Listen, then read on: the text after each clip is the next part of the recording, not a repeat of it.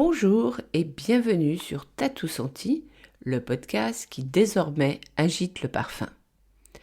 Pour cette 4e saison, j'explore toujours le monde du parfum avec une autre vision, celle de vivre et de mieux vivre le parfum, faire parler les odeurs, le nez et les saveurs, avec plus que jamais l'accent sur innovation, audace et créativité. Chaque semaine, j'inviterai à mon micro des chefs d'entreprise, des parfumeurs créateurs et tous ceux qui participent à la recherche et à l'innovation. On y parlera donc parfum, saveurs, ingrédients, odeurs, développement durable. Autant de portraits et d'échanges bien sentis, en mode passion et en mode complice. Je suis Bettina Eckroyd, journaliste, experte parfum et saveurs et la créatrice du blog tatousenti.com. Pour ne manquer aucun épisode, je vous invite à vous abonner à T'as tout senti. Maintenant, place à mon invité. Bonjour à toutes et à tous. À l'occasion de Jardin, je vous présente un projet unique à caractère humaniste dont la mission est de rassembler et de faire communier ensemble non-voyants, malvoyants et voyants autour d'un mélèze. Tel est le message du livre Le Vénérable Mélèze, préfacé par Francis Allais, écrit et mis en musique par Gilles Mottet, lu par Jean Mus et parfumé par Julia Langasque. Vous pouvez l'acheter à la librairie de Jardin jusqu'au 2 juin, puis après en allant sur le site de l'Arboretum de Roure. Son histoire, en fait, a vu le jour à l'Arboretum Marcel Croenlin de Roure, où Gilles Mottet, auteur et musicien, a en fait imaginé le Vénérable Mélèze. Ce livre convoque tous nos sens, ouvrant ainsi un dialogue entre chaque enfant, chaque adolescent, chaque adulte, qu'il soit non-voyant, malvoyant et voyant. Le parfum est bien évidemment présent avec une carte parfumée conçue par Julia Langasque, la petite fille de Jean Mus. Ce livre est une invitation à ouvrir nos cœurs pour aller à la rencontre de chacun autour d'un vénérable mélèze aux nombreuses leçons de vie qu'il a à nous transmettre. Vous pouvez imaginer que ce livre a relevé d'énormes défis et qui n'aurait pu voir le jour si une équipe d'une 20aine de passionnés ne s'était pas mobilisée pendant 3 ans. D'abord touché par cette aventure, comme vous pouvez l'imaginer, T'as tout senti devait donner la parole à Gilles Mottet, son auteur et compositeur, puis à Jean Mus, paysagiste parfumeur émérite et de renommée internationale, qui lui a prêté sa voix, et à Michel Ramin, enfin la fondatrice de l'Arboretum, avec Marcel Croenlin. Alors, tour à tour, ils vont nous raconter à leur manière, avec la passion qui est la leur, et aussi leur voix unique, tantôt chantante, tantôt grave. Quand on rencontre Jean Mus, on est immédiatement sous le charme d'un conteur, d'un poète qui communique et transmet sa passion. Je devrais dire ses passions, celle de la Provence, de la Méditerranée, de la nature et bien évidemment ses amis les arbres. Avec lui, on apprend à écouter, observer, s'émerveiller, car Jean est un grand enfant du pays de Grasse qui vit et vibre au son des 5 sens, avec ses grands yeux bleus, Picasso ou Matisse, souvent rieur et espiègle. Son talent, être à l'écoute du lieu pour que ses jardins vivent et prospèrent en accord avec le paysage, sans jamais oublier la vision des propriétaires. Car pour lui, jardiner, c'est accompagner les plantes heureuses, et c'est un cadeau extraordinaire, renouvelé chaque matin. D'ailleurs, Jean respire, chante et écoute les plantes de son jardin autant que la symphonie sonore de la nature. En un mot, Jean est un paysagiste parfumeur, à l'écoute de ses émotions, jouant avec les ombres et la lumière, nourri de ses voyages et de ses découvertes botaniques. De fait, il crée des jardins toujours souriants. Écoutons maintenant ce poète, car pour lui, sans poésie, la vie est impossible. Bonjour Jean. Bonjour. Racontez-nous votre première rencontre avec l'arboretum Roure. Ça, je suis obligé d'ouvrir le livre Oui. d'histoire, le livre d'histoire de ma mémoire, parce que c'est une très vieille rencontre. C'est une rencontre avec un site et avec un homme. Avec un site, parce que mes ancêtres étaient de ce village, et ils ont quitté ce village il y a près de 300 ans pour aller, comme tous les gens de la montagne ici, vers la plaine. Ça, c'était la rencontre avec le site. La deuxième était celle avec Marcel Coindline, qui était un de mes amis et avec qui je travaillais au jardin exotique de Monte-Carlo. Donc, j'allais dire cette rencontre sentimentale, puisque nous étions peut-être deux garçons sensibles, lui monégasque et moi plus gavot, parce qu'on appelle les gens de la montagne les gavots.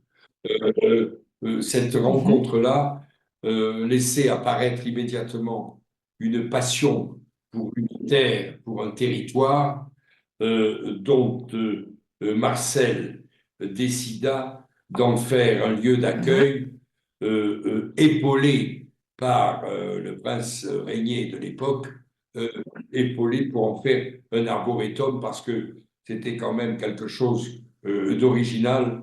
Et Michel Ramin, ami intime de Marcel Coelen, pourrait vous raconter les épisodes notariaux, politico, influençaux, qui font que le parc du Mercantour est un lieu un peu particulier. Et on sait que les montagnards, quand ils ont à recevoir les gens d'en bas, c'est pas toujours facile, parce que la crainte de perdre ou un pouvoir, ou de voir arriver l'étranger, ceux d'en bas, fait que leur comportement n'est plus tout à fait le même, et que il faut du temps pour les convaincre, les amadouer. En fait, on n'y arrive pas. Il y a une part de séduction. Et la séduction, quelquefois, elle peut passer par l'arbre. Et quand l'arbre devient cet intermédiaire incroyable entre les hommes et le site, alors vous comprenez combien il est difficile d'aller contre lui, et que partant de là, on va pouvoir trouver, si je puis dire, des terrains d'entente pour arriver à ce rêve un peu fou, mais toutefois complètement réaliste, de se dire comment accueillir des arbres d'une grande partie de l'Europe qui pouvaient venir s'installer quelque part sur ces collines du bassin méditerranéen et du pays niçois, pour petit à petit en faire un arboretum avec toutes les bonnes volontés qui par la suite vont s'inscrire dans cette aventure. Tout à fait. Donc en fait, quelque part, c'est quand on vous écoute, vous l'avez presque vu naître, cet arboretum. J'ai vu naître les premiers efforts. Vous savez, on oublie très vite, heureusement. L'homme a une mémoire extrêmement courte. Heureusement, et sélective. Que l'arbre est plus fort que lui. Si on pouvait se retourner, et c'est ce que nous avons fait, et parler avec le vieux Ménez, on s'apercevra très vite que dès le début, le site était prêt à accueillir cet arboretum. Alors, on le voit, on l'a vu naître, mais naître au sens que c'était un complément de tissu végétal qui existait déjà et qui recevait des invités, et qu'on allait définir tout ça, un arboretum, Marcel Coinlane ou l'arboretum de Rouvres, mais il y a toujours, la terre accueille des invités, et là c'était des arbres. Et alors, quel souvenir avez-vous de Marcel? Est-ce que vous avez une anecdote? Est-ce que vous avez quelque chose à nous partager? Vous savez, c'est assez, pour moi, émotif de parler de Marcel, parce que ce fut un ami, ce fut quelqu'un Oui. que j'admirais profondément. Vous savez, ce qu'il y a dans une vie, surtout pour un créateur, c'est ce qu'on peut appeler un modèle. Mhm. Et on a toujours reçu des influences de la part de modèles. Marcel était un homme généreux, séducteur, séducteur autant des plantes que des hommes et des femmes. Et c'est très important dans ce que l'on dit parce que tout ceci Mhm. marche ensemble. Et comme il avait un complice merveilleux qui était le prince souverain en la Oui, matière, absolument. vous comprenez que les choses devenaient plus faciles pour obtenir des faveurs administratives ou financières si les motivations de séducteurs se mettaient en place. Et on sait aussi dans la nature que les plantes peut-être poussent mieux quand elles sont accompagnées de jardiniers séducteurs, parce que là, il y a un partage je veux dire, de bonnes sèves qui fait que probablement les réussites seront meilleures. Voilà le début de l'histoire. Et en même temps que cette histoire, Marcel avait une envie folle suite à des connaissances de ses amis botanistes. Il avait une envie folle de constituer une rocaille de sédum, famille de sédum très importante en Europe. Et Oui. je peux vous dire, et on le sait, quelque temps avant de nous quitter, Marcel m'avait demandé de lui rendre visite et m'avait dit, tu sais, j'aimerais que tu t'occupes de la constitution de cette collinette de sédum. Plantes, nous les avons et nous les aurons, mais je veux que tu t'en Mhm. occupes, que tu veux bien le faire. Vous imaginez bien la mission qu'il me confiait et que je m'empressais de faire réaliser quelques mois plus tard, et qui fait qu'aujourd'hui, quand vous rendez visite à cette colline des Sédums, d'une part, vous ne vous apercevez absolument pas qu'elle n'existait pas il y a Oui. 25 ans, tellement elle a été faite avec amour, avec Oui. Tellement elles le se font. respect des aspects Oui. de la colline. Et ensuite, les plantations qui ont suivi se sont merveilleusement développées. J'allais presque dire quelque part pour rendre hommage à Marcel. Et Oui. c'est si quelque part d'en haut il nous voit, nous avons pour mission essentielle et principale, d'une part, de ne pas décevoir les Sédom, et en même temps de ne pas décevoir Marcel Coelneg. Oui, tout à fait. Et ce qui est inouï, c'est qu'en fait, Michel me racontait qu'il avait presque dessiné et mis le nom des plantes qu'il voulait dans cet endroit. Il avait défini la sélection végétale de ces Sédom, parce que c'était lui qui avait fait la collecte avec ses Mhm. collègues au travers de l'Europe de ce qui pouvait s'intégrer, ce qui pouvait pousser, ou des essais éventuels, puisqu'un arboretum, mais c'est aussi un lieu où il y a des essais, des adaptations végétales, c'est un laboratoire. Donc, quelquefois, il y a de belles Mhm. réussites, quelquefois, elles sont moyennes, et quelquefois, il y a les échecs. Mais dans tous les cas, c'est au service de la plante elle-même. Et Marcel avait parfaitement défini les variétés et nous en avions défini le côté structurel. Mhm. D'accord. En fait, vous, aujourd'hui, ou depuis quelques années, vous êtes le président de l'association de l'Arboretum.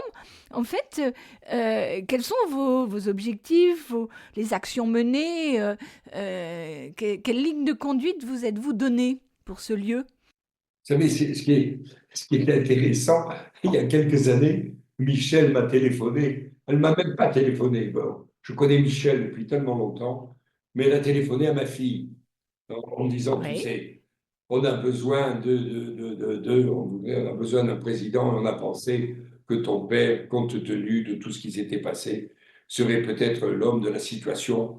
demande-lui s'il pouvait, parce que j'ai un petit emploi du temps qui me laisse 4 heures ou 5 heures de sommeil par nuit.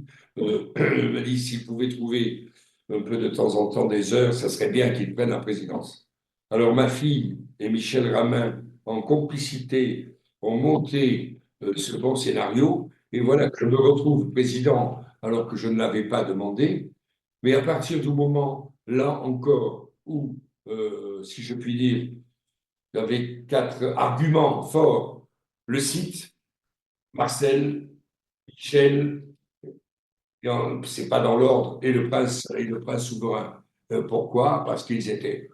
Je ne pouvais pas dire non. Non. Donc j'ai dit oui avec évidemment le plus grand bonheur et la plus grande fierté, mais je ne m'attendais pas du tout à imaginer le travail qu'il fallait accomplir derrière. Oui.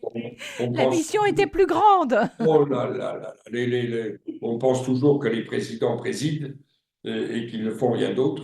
Évidemment que les présidents ont besoin de toutes les petites mains derrière, mais là, je m'aperçus très vite qu'on avait besoin non seulement des petites mains, elles étaient là, grâce à Michel et à son aide, mais qu'on avait besoin aussi de fonds pour réaliser. Et là, tout ce brave monde politique, tata, est tout à fait à nos côtés dans les promesses généreuses, celles qui vous font croire que tout va aller pour le mieux dans les meilleurs mondes. Quelque temps plus tard, vous vous apercevez que les difficultés administratives, financières et le reste font que votre enthousiasme se trouve quelque peu, non pas altéré, mais un peu modéré. Bousculé. Mais ça, c'est pas grave, parce qu'on a une vie d'entrepreneur. On entreprend. Alors, quand vous avez envie d'entreprendre, vous ne rechinez pas à l'effort et vous êtes le plus possible dans la persévérance pour continuer l'œuvre dans laquelle vous êtes. Et c'est là, Et puis il y a la passion aussi qui permet de tenir. à l'évidence, à l'évidence. Et donc, la mission est évidemment de poursuivre, d'améliorer, d'agrandir, d'être auprès du comité scientifique qui, lui, comme tous les comités scientifiques de la planète, sont, j'allais dire, les gardiens du temple au niveau de l'essence même de l'arboretum, mais qui souvent n'ont pas qu'une idée de la gestion, de la difficulté, de trouver le nerf de la guerre. Et à ce moment-là, on reste dans une certaine utopie qui fait qu'on sait qu'il n'est pas facile de travailler avec des scientifiques, avec des universitaires et avec des distributeurs de fonds. Oui, l'un a la tête dans le ciel et l'autre les pieds sur terre, quelque part.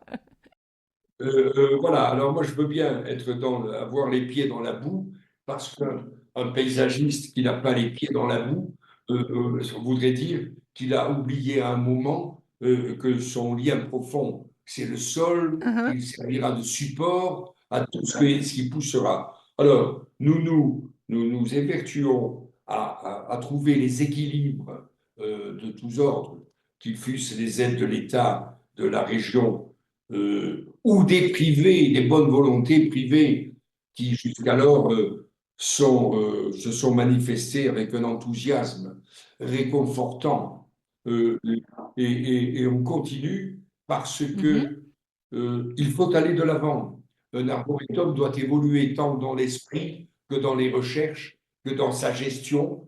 Et si l'on est trop paternaliste ou conservateur, on s'aperçoit un jour que les choses s'écroulent et les exemples sont multiples parce que les bonnes volontés, et Dieu sait s'il y en a à l'arboretum, c'est bien, mais c'est pas tout.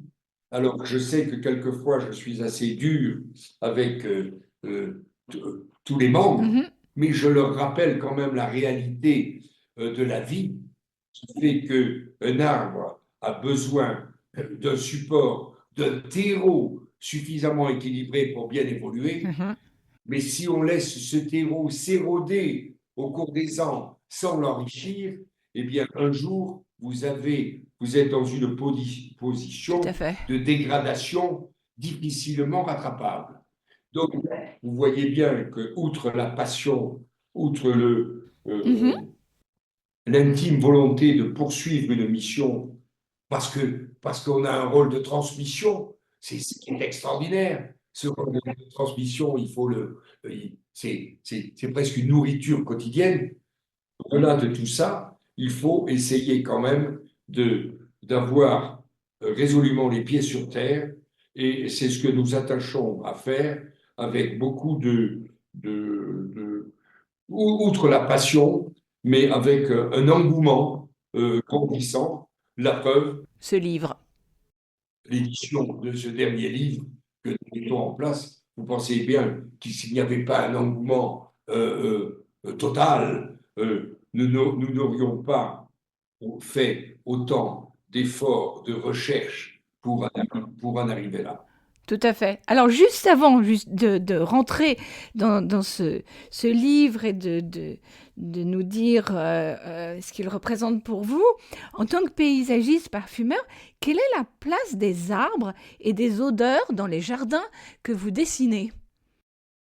Regardez, c'est formidable. C'est le pollen que j'ai rencontré cet après-midi, qui émane très probablement Ah non. des cyprès et d'arbres qui étaient autour, ce qui veut dire l'arbre est incontournable. On ne peut pas imaginer sur cette planète vivre sans lui. C'est notre compagnon de tous les jours. Je déclarais hier à l'Arboretum, au Jardin botanique de Montpellier, le vieux de France. Tout à fait. Je parlais de l'arbre, évidemment, et je parlais du lombric, du ver de terre. Essayer de les dissocier, c'est pas possible. Il n'y a plus rien, il n'y a plus de vie. L'arbre, c'est la vie, tout court. Donc, quand vous avez la mission de rappeler, de dire et de redire aux citoyens du monde, votre compagnon vitam aeternam est là, protégez-le, adaptez-le, aimez-le. Et quand j'emploie le sens d'amour, c'est par opposition à ces machines épouvantables qui taillent les arbres le long des routes, qui les massacrent, qui n'ont aucun lien d'affection et de respect pour un élément vivant qui est leur sauveur. Alors, c'est là où nous avons le rôle, en tant que paysagistes, évidemment, de l'utiliser. Mais nous sommes des pèlerins, les pèlerins de la vie, les pèlerins qui accompagnent un désert ou une désertification par la sécheresse, par le manque d'eau, par le feu ou par bien d'autres choses, pour faire en sorte que les sociétés, quelles qu'elles soient sur la planète, puissent continuer à vivre. Alors, dans vos jardins, vous avez une préférence pour certains arbres que d'autres, ou je pense que vous les aimez tous, mais inévitablement, quand vous faites ces jardins, est-ce qu'il y a des incontournables pour vous? Mais imaginez, ma chère, poser cette question à un enfant de la Méditerranée. Que voulez-vous qu'il vous réponde? Oui. Je suis le fils naturel d'un olivier et rien d'autre. Et je n'y peux rien. Non? C'est génétique, c'est l'ADN. Mais bien sûr, c'est toute l'histoire des Méditerranéens dans une zone bien définie qui font que, depuis notre naissance, nous avons vécu, grandi, évoqué plein d'aventures avec lui. Alors, s'il y en a un, bon, ben, j'ai dit l'olivier, mais bien sûr que je peux dire les autres. Oui, oui. Il y en a un qui est une affection particulière. Je travaille, comme vous le savez, un peu partout sur la planète. Tout à fait. Ce qui m'a permis d'ouvrir les yeux, d'écarquiller mes oreilles, comme on dit dans le Sud, pour écouter et voir ce qui se passait ailleurs. Et un jour où j'étais, il n'y a pas si longtemps que ça, il y a 12 ou 13 ans, j'étais en Palestine pour un travail que je devais à la recherche d'oliviers que je devais planter en Israël. Donc, c'est vous dire aussi qu'au travers des arbres, il n'y a pas que des mitraillettes et des kalachnikovs. Les gens peuvent s'entendre et vivre ensemble sans pour autant Tout à arriver fait. à ce que nous vivons aujourd'hui. Et là, en pleine Palestine, récupérant des oliviers pour les rapatrier en Israël, un brave paysan, mais néanmoins cultivé, qui parlait parfaitement l'anglais, nous lui achetions des oliviers. Je faisais souvent référence à Jésus-Christ. Oh, il a au moins l'âge du Christ. Ah oui, oui, oui. Ah, ben. Et à un moment, avec beaucoup de délicatesse, ce brave homme me dit, Jean-Mus, vous êtes tout à fait sympathique. Mais savez-vous qu'il y avait une histoire avant Jésus-Christ et les oliviers y participaient déjà. À ce moment-là, je me suis dit, Jean, tu aurais mieux fait de te taire parce que l'histoire de l'olivier est éternelle et que les civilisations largement connues autour de la Méditerranée ont vécu avec l'olivier. Alors, venons-en à ce mélèze. Quelle est l'affection, l'amour que vous portez au mélèze? Vous savez, quand je ne sais pas si vous connaissez Roux et les montagnes qui l'entourent. Non, mais je compte bien y venir. Mais c'est une nécessité. Vous savez, vous avez les strates végétales, comme partout, qui souvent sont liées au terrain, au climat, à l'altitude. Et à partir de ces strates ou de ces coulées, eh bien, vous avez des végétaux qui s'installent, puis après ils disparaissent, et ainsi de suite. Et sur les hauteurs de Roux, le mélèze a pris le pas sur un bon nombre d'autres végétaux, et en particulier les plantes caduques, qui sont beaucoup moins nombreuses. Et là, il y a donc des forêts de mélèze significatives dans le parc du Mercantour. Le mélèze marque le paysage. Et quand vous partez en montagne, vous rentrez souvent en conversation avec lui. Que vous soyez promeneur, chasseur, collecteur de champignons, il est là, le mélèze. Il est là, mais il est là bien vivant, puisqu'il a même l'audace de perdre ses aiguilles en hiver pour Tout à fait. pour bien marquer que la neige n'aura pas droit sur lui et qu'il pourra continuer de vivre pour, dès le printemps venu, s'épanouir donc d'un tissu végétal qui change la couleur des montagnes. Alors, quand vous le voyez, vous vous dites, c'est peut-être lui le seigneur des montagnes. Et on est bien content d'en parler et de le protéger. Et si d'aventure, il a un certain âge, on se dit, il a dû en voir des vertes et des pas mûres, celui-là. Il a une mémoire fabuleuse. Et donc, on va commencer une conversation avec lui. Oui. Et c'est lui qui vous amène à penser et à dire certaines choses qui, quelquefois, vous ne pouvez pas dire vous-même. C'est tellement mieux de faire dire ça au mélèze, surtout s'il est vieux.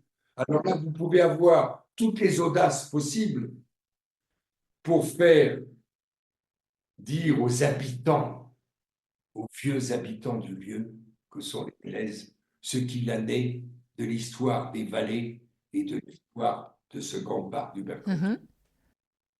Alors c'est un peu à partir de cette idée et avec l'ami Mottet, à rajouter et à apporter cette idée géniale de se dire, oui, on peut parler avec lui, ça c'est bien. Mais c'est pas suffisant. Mais on ne peut pas le lire, on ne peut pas converser suffisamment.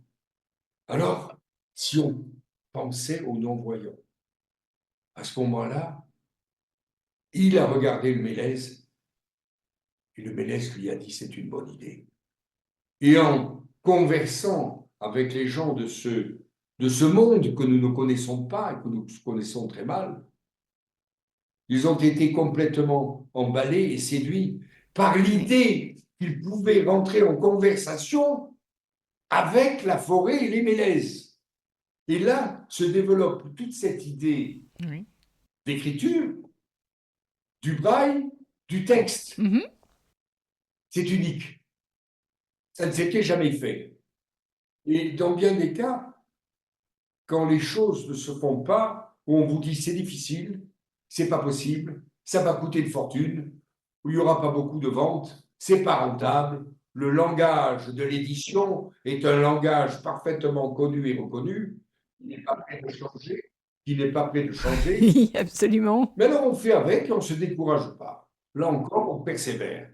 Ce qui fut le cas des membres de l'Arboretum, pour arriver à cet amalgame de propositions où le vieux Mélèze a pu non seulement s'exprimer par le toucher et la reconnaissance tactile, mais aussi par la reconnaissance Avec auditive, votre voix. et aussi, parce que ça ne suffisait pas, par le parfum qu'on a introduit. L'essence de Mélèze, c'est quelque chose. Alors, vous voyez, à ce moment-là, on s'est dit, on est vraiment fou, mais quel bonheur d'arriver à cette posture de gens fous qui vont apporter un tel bonheur à ceux qui ne peuvent pas en profiter comme nous. Voilà. Oui, tout à fait. Et d'autant plus, je pense que en partageant, en étant ensemble, on va encore plus apprendre à communiquer les uns avec les autres et à apprendre des uns des autres, au lieu de séparer. Alors, ceci est tout à fait vrai, et peut-être que notre esprit, c'était même pas de communiquer. C'est plus fort que ça. C'était de communier. C'était de communier. La communion des sens. La communion des sens. Quel beau cadeau nous pouvons faire à l'humanité, voyant ou non voyant, parce qu'en réalité, les deux vont en tirer un souvenir extraordinaire. Et cette communion, c'est une mission que le vieux Mélèze nous a confiée. Et la dernière fois où il a parlé, il a dit « Les enfants, je vous remercie et je suis fier de vous. » Et ça, c'est le plus beau cadeau. Bien sûr, bien sûr. Alors peut-être racontez-nous comment, parce que c'est votre petite fille, Julia, qui s'est occupée de la partie olfactive. Est-ce que vous pouvez nous en dire quelques mots? Alors, vous savez, ce qui est merveilleux dans tous les membres de l'Arboretum, c'est qu'il y a un sens de la famille, ce côté familial des gens, et en réalité des gens des collines et de la montagne, où ils se confient des missions, ils s'arrangent entre eux. Et tous les montagnards sont des gens d'une certaine pudeur. Vous le constaterez, c'est plus du tout la même chose avec les gens des plaines et de la ville. Et une fois que la chose fut faite, j'appris que ce fut ma petite fille. On ne me l'a pas dit avant. Non, on ne l'a pas dit avant. C'est pour ça que j'ai employé le mot pudeur. Oui. Et peut-être aussi que le vieux Mélèze a une certaine pudeur pour qu'on sache bien le reconnaître, alors qu'en affirmant c'est moi, c'est ci, c'est là, ça devient banal.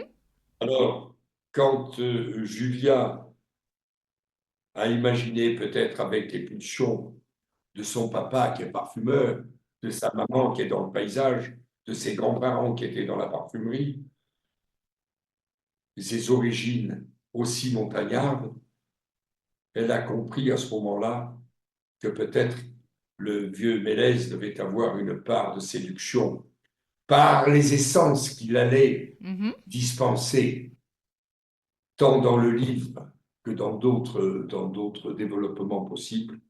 Et je trouve que c'est tout à fait merveilleux qu'elle ait pu faire ça, d'autant, j'en fais pas du tout une histoire familiale, que mon arrière-petite-fille arrive au même moment Oui, et tout qu'elle à s'appelle fait. Rose. Oui, Alors, oui. vous imaginez le vieux Mélèze avec des rosiers de montagne, des églantines qui sont là, il y a un lien, il y a de la Tout logique. à fait. Et j'ai cru comprendre qu'il y avait une superbe collection de rosiers sauvages à l'Arboretum Roure.